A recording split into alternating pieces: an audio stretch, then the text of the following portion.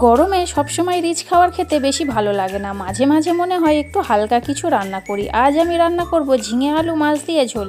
এখানে আমি মাছে নুন হলুদ মাখিয়ে নিয়েছি, কেটে নিয়েছি পেঁয়াজ, টমেটো, কাঁচা লঙ্কা। এখানে আমি একটু আদাও বেটে নিয়েছি, আর এদিকে ঝিঙে আলুটাও কেটে রেখেছি। এখানে আমি কড়া বসিয়ে দিয়েছি, কড়াতে তেল দিয়ে তেলটা গরম হয়ে গেছে। এখন আমি কিন্তু মাছ দিয়ে দিচ্ছি, মাছটা ভালোভাবে লাল করে ভেজে নেব। এই মাছটা ভাজা হয়ে গেছে, তুলে নিচ্ছি। আর এই মাছগুলো আমি আরও একটু লাল করে ভেজে নেব। অনেক দিন পরে কিন্তু আমি উনুনে রান্না করছি। এই গরমে না ভালো লাগে না উনুনে রান্না করতে। অনেক দিন ধরেই ভাবছি উনুনে রান্না করব, করা আর হচ্ছে না, তাই ভাবলাম আজকেই রান্নাটা করে নিই। এখানে আমার সমস্ত মাছ ভাজা হয়ে গেছে, এখন আমি তুলে নিয়েছি। ওই তেলেই আমি আলুটা দিয়ে একটু হালকা লাল করে ভেজে নেব। দেখো একদম হালকা লাল করে ভেজে নিয়েছি, আর এখন কিন্তু আমি আলুগুলো সব তুলে নেব।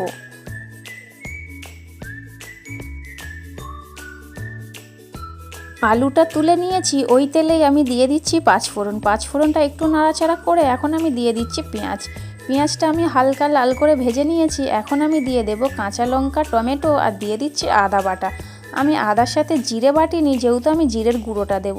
বাটিতে আমি মশলাটা গুলে নিচ্ছি, নুন, হলুদ, জিরে গুঁড়ো, ধনে গুঁড়ো, আর দিয়ে দিয়েছি অল্প করে লঙ্কার গুঁড়ো।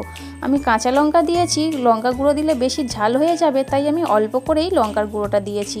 এখন আমি ভালোভাবে মশলাটা কষিয়ে নেব।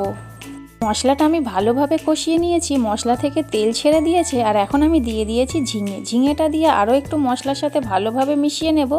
এখানে মিশিয়ে নিয়েছি, আর এখন আমি দিয়ে দিচ্ছি আলুটা দিয়ে কিন্তু আমি আরও একটু ভালোভাবে কষিয়ে নেব। এখানে কষানো হয়ে গেছে, এখন আমি পরিমাণ মতো জল দিয়ে দেব। দেখো আমি জলটা কিন্তু অল্পই দিচ্ছি, আর জলটা দিয়ে কিছুক্ষণ ঢাকা দিয়ে রেখে দেবো, যাতে সবজিগুলো সিদ্ধ হয়ে যায়।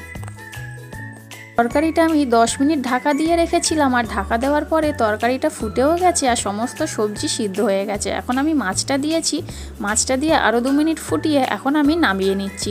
গরমের সময় এরম হালকা রান্না খেতে ভীষণই ভালো লাগে। আমার মতো কার কার ভালো লাগে অবশ্যই কিন্তু জানিও। যদি ভালো লাগে অবশ্যই একবার বাড়িতে ট্রাই করো, ভালো লাগবে। টাটা সবাইকে।